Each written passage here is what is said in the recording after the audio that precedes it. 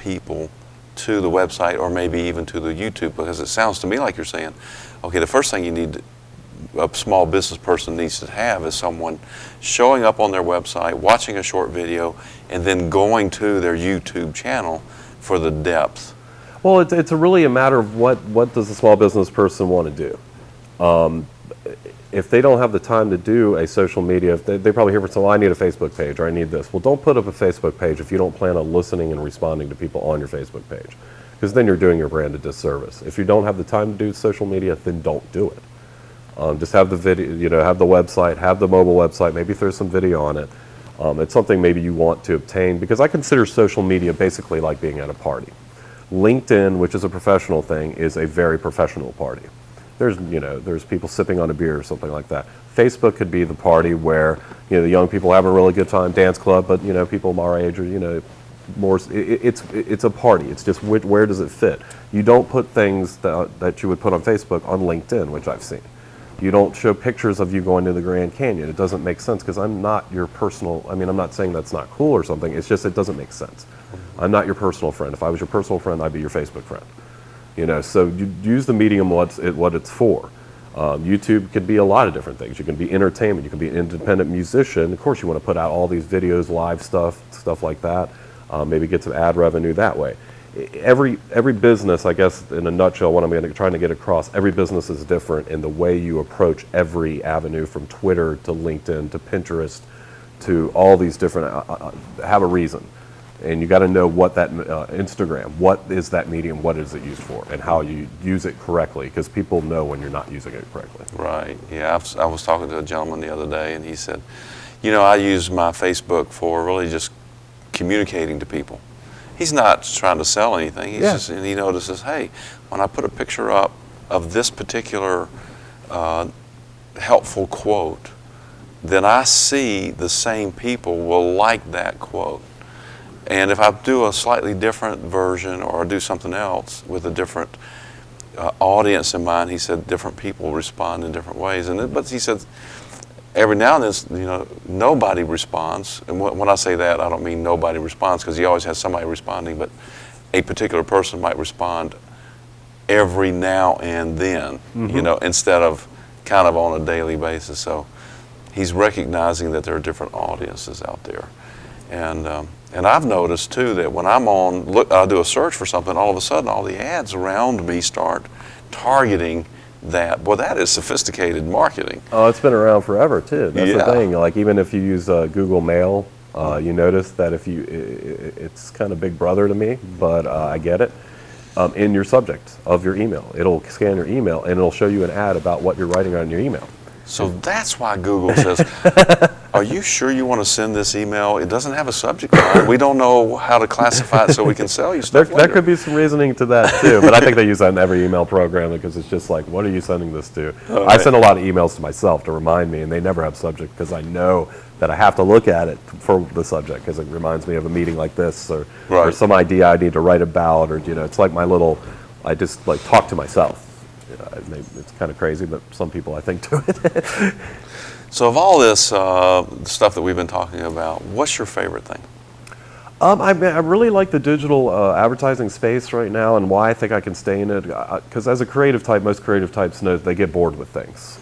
A couple years doing this or a couple years doing that, they're like, I wish I could do this. The thing about digital marketing is it never stops. I mean, as soon as you think you got a handle on it, well, you're a year behind. And there's the next greatest thing that's coming up, or some new technology. I mean, with the artificial intelligence, holographic stuff that's in the future, virtual reality. I mean, it's in its baby stages with Google and all the stuff. Well, that's not, the baby stages in 10 years is reality. So I might be designing a website now. I might be designing a 3D virtual reality website in 10, 15 years from now. So that's why I don't think I'll ever get bored. So this is going to be it for you. You think there's enough depth here to keep your attention? Yeah, I can't. There's too many smart kids out there, and these universities creating crazy great things that I want to jump in and see and live in that world as it keeps coming. So that's why I like this space. And of course, I love to cook on my spare time. I still do music. I do all that stuff. Right. But as a way to generate income, I think it's definitely the road I'm going to be on from here on out. Well, tell us about your music.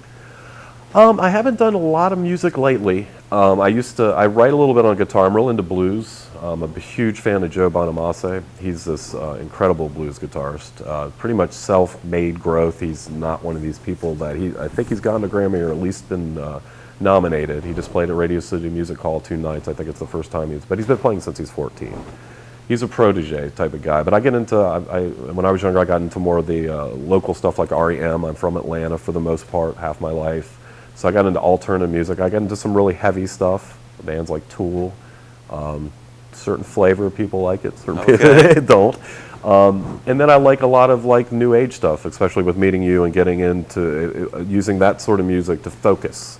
And it's been helping me a lot building designs. It's weird, I use beta waves that normally makes people go to sleep. I use that to focus. You probably need that to bring you down to the normal level that everybody else is on. Maybe. Maybe.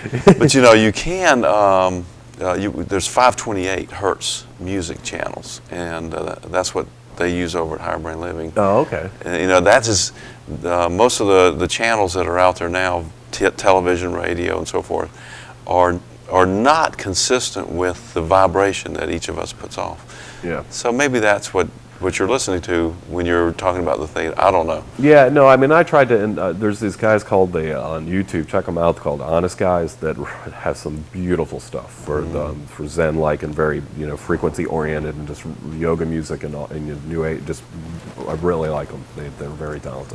But your music that you like right now is pretty much headbanger, heavy metal? No, I mean, in my youth, yeah. Oh, in your youth, okay. Now it's more bluesy. Lot slower. Okay. The last 2 years when I do play was mainly on acoustic. Oh. So it's really getting my chops down, minimalizing what I used to do, trying to make it more smooth and more. I guess in my youth it was basically angst, to be honest. Okay. I had something to say and I was going to say it loud, and that's the way I was going to say it. And most of my friends wanted to say it too at the same time. So we got away from that. We've grown up. I'm not too angst-ridden right now. I'm pretty happy with things. Okay. So I mean, every once in a while I'll rip. I want to rip a Jimi Hendrix lick out or whatever. But or Stevie Ray Vaughan. But most of it's acoustic, chill, relaxing. It's Cool. chord progression stuff. Well, we may have to talk about doing a little intro music for the show here. Yeah, I got to get back my acoustic. I got an electric. I could do that now. And now you also mentioned that you like to cook, and what kind of food?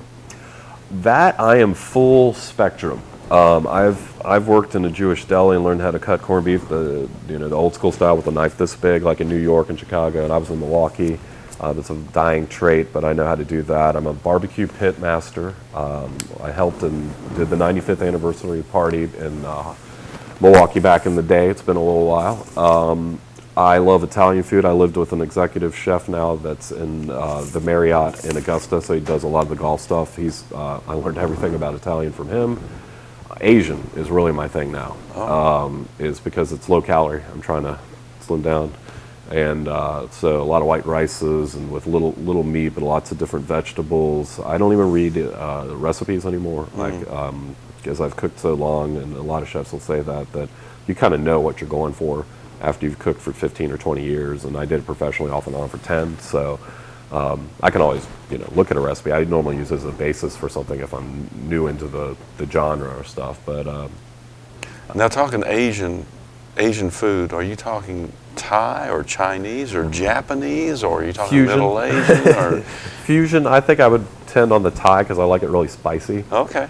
But then I can do traditional like Mongolian beef type of stuff, or pepper beef. My dad loves it, so I make that sometimes.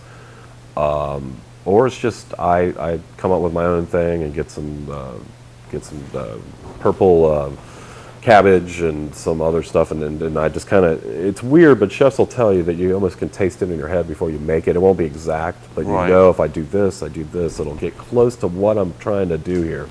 Sure. And about 9 out of 10 times it works. Just that 1 out of 10 times you're like, well, that didn't work, I'll try it different. Right. Well, we'll just have to make another trip to the grocery store. Exactly. So. Now, to me, what we just did in a way was, and I wanted to take you a little bit down the personal side of David Russell. And wouldn't that be an example of social media? Yeah, exactly. Right. Yeah, I mean, I've even thought about, I have my own website for my business, but I'm thinking of making my own personal website about everything I do creatively that's not commercial, if someone to check it out, where I put my recipes, I put pictures of everything I cook, because I always, for some reason, take a picture if it looks good. I'm like, oh, that's cool. Yeah. And then maybe put some music up there, put some old CDs of bands I was in, just kind of a slice of Dave, some old drawings, just creative stuff. Hopefully maybe it'll inspire someone, or they like it, or they'll take something from it, or whatever. Yeah. What kind of popped into my mind when you're talking about that is that, yeah, that'd be fun. It'd also be fun to put like a blooper reel up there, Oh, well, here's one that didn't really work out too good, with the green beans hanging off the side. The great thing about my age in social media was there was no social media when I was in my teenage and early 20s. Yeah, oh boy, there's a lot of blooper reels from those days. I feel for some of the young people that, your life is being documented, and in some ways it shouldn't be at these certain things where you just make sure in certain circumstances you aren't documented, because you deserve the right to not have these things on your back. Well, don't they have that choice? I mean, it's their Facebook but sometimes page. you don't know. Someone with an iPhone could be recording someone True. at a party or whatever. Like Michael Phelps, I mean, the guy, Yeah. gets in trouble for doing something that most teenagers and 20-somethings do, and it was like some major deal for him. I won't bring up the exact subject matter, but it's like, you're an 8-time Olympic award-winning swimmer, and you're worried about him doing one little thing, but he's a brand. Yes. And that's why he didn't get that one thing stopped him from getting all these huge endorsements and millions of dollars, the poor guy. For such a talented guy that's spent since birth to be able to have that talent to swim at that kind of level, it's just disgusting. Right, exactly. In my opinion. So bouncing back, bouncing back to small business marketing. Small businesses typically run on a pretty tight budget. Of course. What are some of the things that they could do that would be very inexpensive or free to promote their business? I mean, some of the stuff I like, there's the new kind of software that I don't know exactly how long it's been out, but my sister does a lot of small business kind of artsy crafty stuff, and it's called Canva, and it's kind of a rookie class graphic designer type of program. Oh. It's very easy. I use it. You could take graphics and just place it on there. If they're your pictures and your stuff, you don't pay a dime, and they'll bring it up in the Facebook picture or the Facebook timeline picture. It's formatted for that. So when you save it, it's made to go exactly there. It has newsletters. It has almost every format of everything you would need. So it's a great tool for a lot of people. Also, I say, like, I just met with Stephanie Brewer, the Keller Williams real estate that's in your group. Yeah. And I say, a lot of them won't sit down and define themselves. She's a real estate agent. We all know in the networking world out there that there are tons of them at all networking meetings. And most of the time, people like us, okay, another real estate person. So you got to go, what is going to make you different? Why would I want to go with you? And find your voice. Find, like, she's real into first-time home buyers. She rides motorcycles. She probably gets along with motorcycle riding people.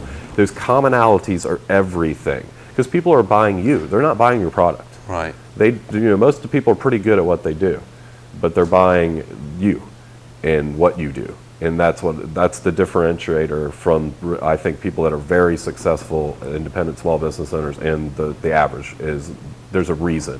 You do something different and you do it very well, and people buy you. Makes perfect sense. And to me, if we had a group of people, right now in society, I think there's a group of people that work for a paycheck, period. Oh. End of story. That's it. That was me in many years, and they hate their job. They do it anyway because they can. The kids, the family, and they know they're going to get on Friday they're going to get paid. For that. But there's no joy. There's no passion in that. And to me, that's going to produce an inferior result. Oh, well, mediocrity. It's not that they don't do a good job at their job or something like that, but I think it comes down to if you don't have passion in what you do. Like, my dad is an incredible IT director type of that did for many years, and he enjoyed it. But he's retired now, and what he truly enjoys, and he's got books published. He has 7 of them from publishers. That's what he should have been doing since he was 20. Wow. Is writing history books. That would make him happy. Of course, the society in general in the United States is all about, at least they portray, it's about materialistic things. You need to own the Mercedes, the BMW, the house, the McMansion with the kids and stuff, and that's really, I don't think, the answer. Because how many people do you see driving that have all of these things and are just terrible relationships, divorce, that's not the answer. Right. These